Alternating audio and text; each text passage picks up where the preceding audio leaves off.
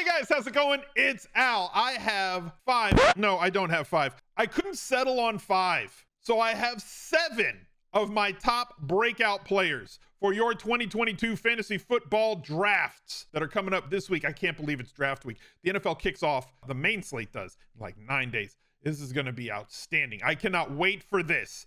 This is amazing. We've been preparing all summer. We have done so many videos on this channel to try and help people prepare. We've been drafting since May on Underdog and DraftKings in their best ball tournaments, trying to set us up for the best chance to win $1 million. So I'm going to try and tell you everything that I've learned, everything that I have worked on to try and give you the best chance to beat your friends in your home leagues this week, or if you're playing best ball on either Underdog or DraftKings or anywhere else, to try and take down those big prizes in these national leagues that are drafting this weekend.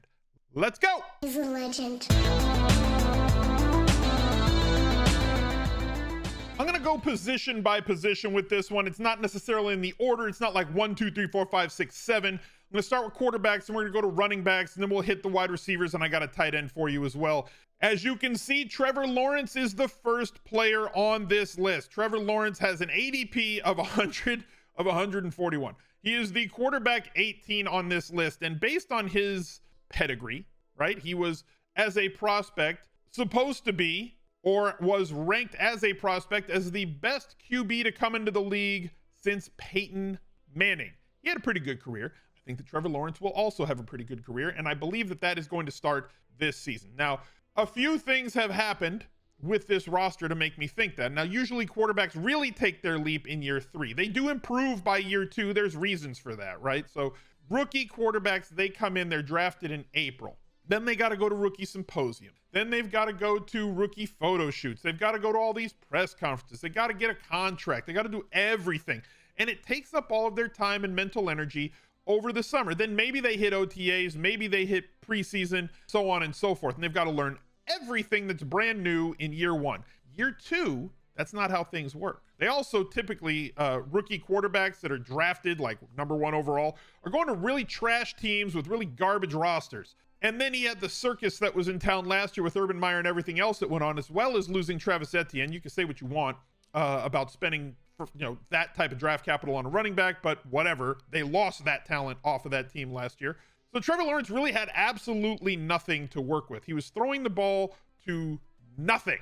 Now, they've brought in other players around. Travis Etienne is back and is going to help in the passing game as a release valve. They paid an awful lot of money, and I don't care what you think about the contract that they paid to Christian Kirk. He is an improvement over what they had last year. Marvin Jones Jr. is a solid professional. I also believe that Evan Ingram is going to have a good season because of what I believe from Trevor Lawrence. Now, what type of projection am I looking for from Trevor Lawrence? I mean, from a top end point of view, I'm hoping for like 4,200 yards and somewhere between 25 and 32 touchdowns. That's the upside view. It's not going to be the median projection. So if you like go over to ESPN and say, well, let me check out Mike Clay's projections. What does Mike have for him? What does PFF have for him?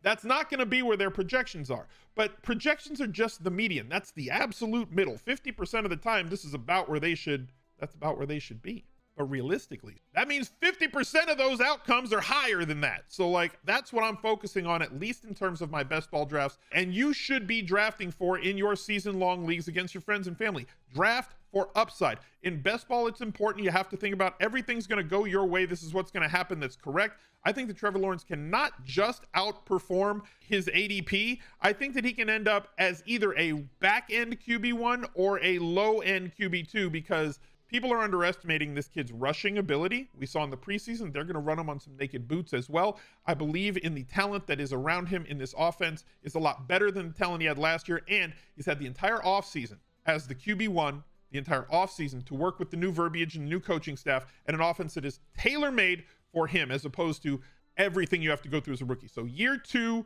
we've seen quarterbacks take a leap. We saw it last year with Burrow coming off of an ACL. We saw it last year with Herbert, who is just otherworldly. I'm not saying that he's going to put up a Herbert type season, but there's room for improvement here and definite room for a lot of upside versus his draft price. A lot of room for profit. Miles Sanders is number 2. And before you throw up in your mouth, you have to consider a little bit here. 1, Miles Sanders has fallen way out of the running back dead zone. He was drafted around 70 for the bulk of the summer, and it's like, okay, there's upside here. I do believe he's going to score more than the 0 touchdowns he had last year. If he stays healthy, I'm looking at over 1,000 yards, probably 12 to 1,300 from scrimmage, and a good likelihood of like between, let's say, 6 and 9 touchdowns, which would be very nice from Miles Sanders, considering that his ADP is now 95th overall. Out of the running back dead zone, you can focus on all of the wide receivers or tight ends that are in that place, or getting yourself an elite quarterback, and still having Miles Sanders as like an RB3. He is being drafted as the 32nd running back overall. So if you draft by ADP or positional rankings, you've already got 2 stud running backs in front of him, and you don't have to rely on Miles Sanders on an every week basis. But the upside is certainly here, not only because of the usage that he does project to get, but because of the upgrades in this offense. Now, somebody is going to argue, I can hear you typing already. I can hear it in the replies that you guys are about to type, but AJ Brown, but Jalen Hurts is going to take touchdowns away. No way I'm drafting Miles Sanders again this year. Everything comes down to price. And right now, where he's being drafted in draft week at 95th overall, that's enough of a bargain versus the volume, because volume is all you should care about when you're drafting running backs. Get guys who are going to get the ball. And seeing players in similar situations and on worse offenses that aren't going to score as many touchdowns as the Eagles are this year, that aren't going to make as many trips inside the 20 and inside the 10, like the Houston Texans. We're seeing Dameon Pierce, who had an ADP when I recorded 2 days ago of 84. I did a draft yesterday on DraftKings where Dameon Pierce went like 50th overall. You're telling me that you're going to draft Dameon Pierce on the Houston Texans at 50, but you're going to fade Miles Sanders at 95? That just doesn't make any sense, Bob. So I'm going to be taking Miles Sanders for the rest of this week at his drastically reduced price as an RB3, or if I'm making like a 0 RB team, he's right there, right for the picking at his price. So obviously, take that big gulp, pick up your skirt, grab your and draft some Miles Sanders at his current price. Take a look at all the drafts that they have over at underdogfantasy.com. You get a $100 deposit bonus if you use promo code ALSMIZZLE at check. You can go to smizzle.tv/underdog, the easy route if you want to do that. Or when you make your first deposit to the site, use that promo code ALSMIZZLE. Right now, they still have maybe 1 or 2 drafts left in the Pomeranian and absolutely no rake. There's a little bit of overlay still. I think that they're going to fill this, though, in the Best Ball Mania. $2 million to first, $1 million to second, $1 million if you're the top scoring team after 14 weeks. Go give them a chance and support the places that support us here on the channel. Randolph Stevenson. I thought he was a value at the beginning of the summer. I have so much Randolph Stevenson this year. Average draft pick that I have met is in like the 115 to 125 range. He's flown, right? Like he's up at like pick 85 right now, but still being drafted as an RB3 as the 29th running back off the board. Now, what is pointing in his favor that still makes him a value here? One, I think he's a breakout player. He's going to have a much bigger year than last year, and that's what this video is about. Guys that can outperform their ADP and have that big season where other people are not expecting it. The crowd is not expecting it. Everybody's flocking to these other running backs, but Randolph Stevenson, after the Ty Montgomery injury, he was already going to get a lot of work in this offense. He was already slated to get like a solid 40% of the Patriots' snaps and targets at running back, which is how that's like the ceiling for what any running back has gotten the last 5 to 10 years under Bill Belichick. It's like they cap out at 40%. It's like 3 guys, one of them gets like 40, one gets like 36, the other gets like 31. And yes, I know that doesn't add up to 100. Some of them play at the same time. But Randolph Stevenson does project to have a solid floor of 35 to 40% before the Ty Montgomery injury. And now if he takes over all of that work in the passing game, as well as getting some usage inside the 5, splitting series with Damian Harris, he can easily surpass this. I believe that he's a more explosive back. Damian Harris, a better tackle breaker, but Stevenson better at breaking long runs and much better in the passing game. So I'm excited about the possibility of Ramondre having a big year, and I do think that he is still draftable at around the 85th pick overall. If you're still watching at this point in the video, take a second, drop a like on the channel. Thank you for booping the snoot on the subscribe button as well, and be sure that you ring the notifications bell because there's a ton of content that I come out with on this channel, and some of it's going to be around Gabriel Davis. Now, his price is not cheap.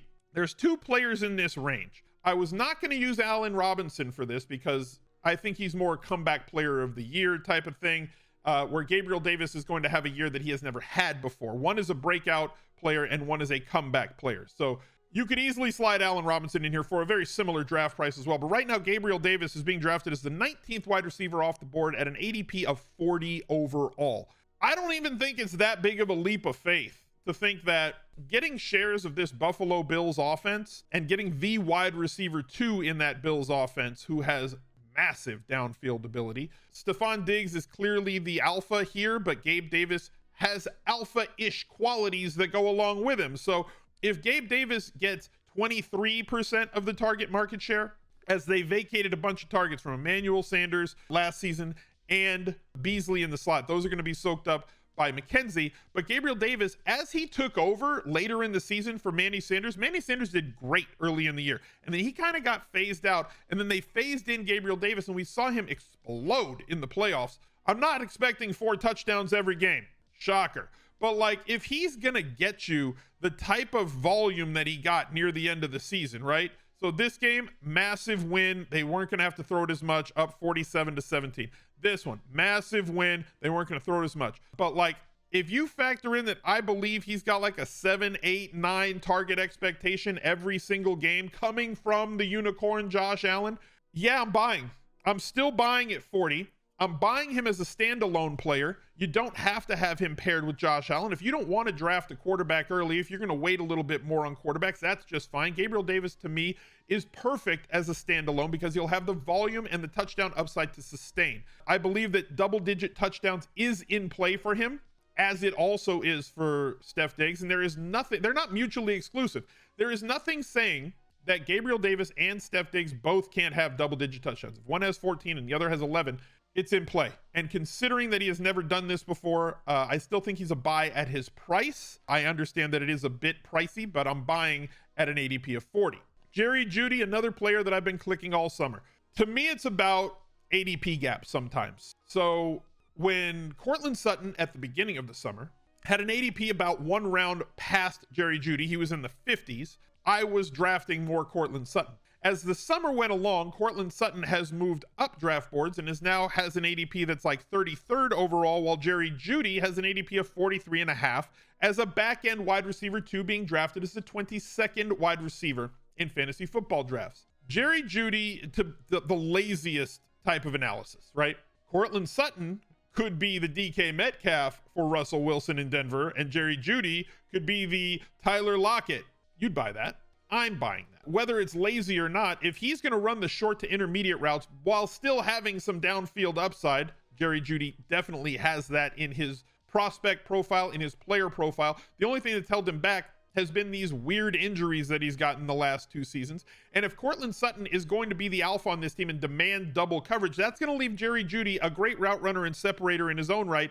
The ability to get open, and quarterbacks love that, right? You're just going to throw to the guy who's wide open. And if Jerry Jeudy, that is something that he certainly does year in, year out. If he is able to get open for an all-time great efficient quarterback like Russ Wilson, like the second most efficient quarterback in the last 30 years, 0.1% behind Aaron Rodgers, is going to be delivering the ball instead of Drew Lock or Teddy Two Gloves or whoever else was under center for the Broncos the last couple of seasons.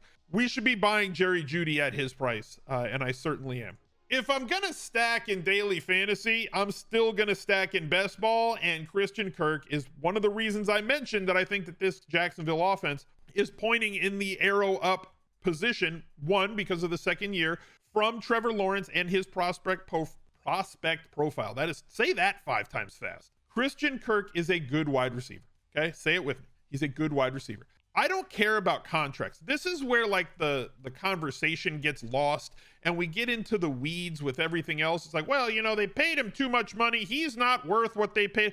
Look, I'm happy for any player that gets paid. That's really all that it comes down to. Get as much money as you can. If they offer you a bag, yes, say thank you and take the bag. I'm not blaming Christian Kirk for getting the amount of money that he got. I'm not blaming the Jacksonville Jaguars for spending money that they had under the cap to go get a guy that they felt that they needed off the waivers or off the free agent wire. So like, all I care about is usage and volume. You see the volume that he had for Arizona last year and like, sure, I'm in. I like it. Give it to me.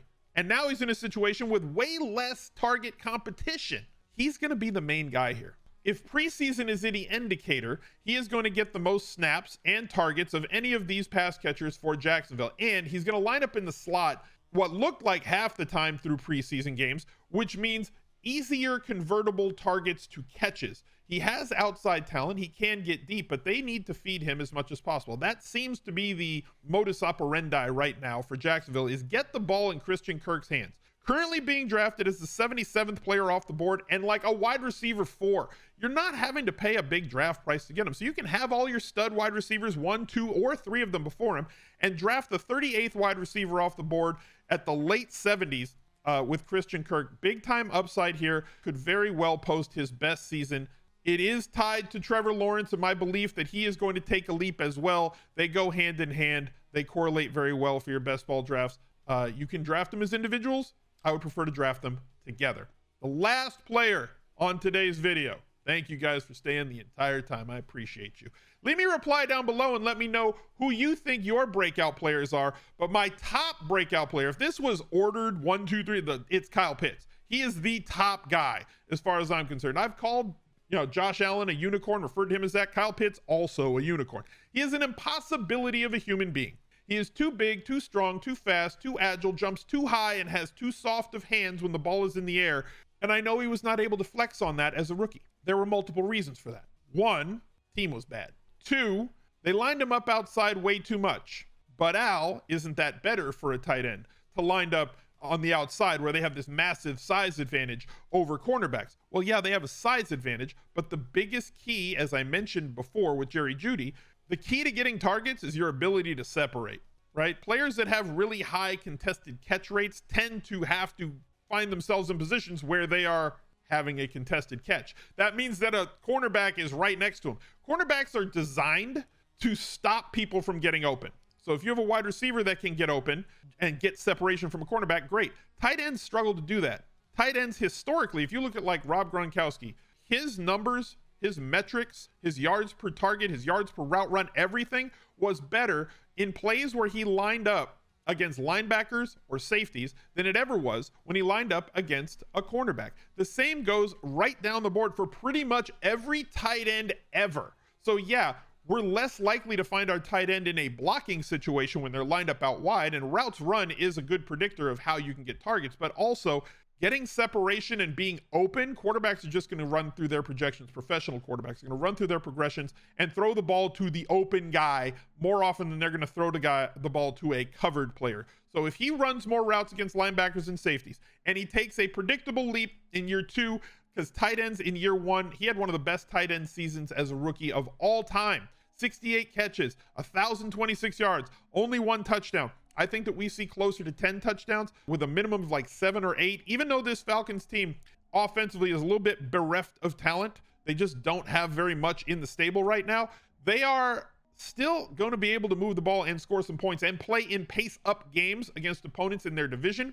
And Kyle Pitts, if lined up against players that he can dominate and get away from, he's just faster than like linebackers and safeties.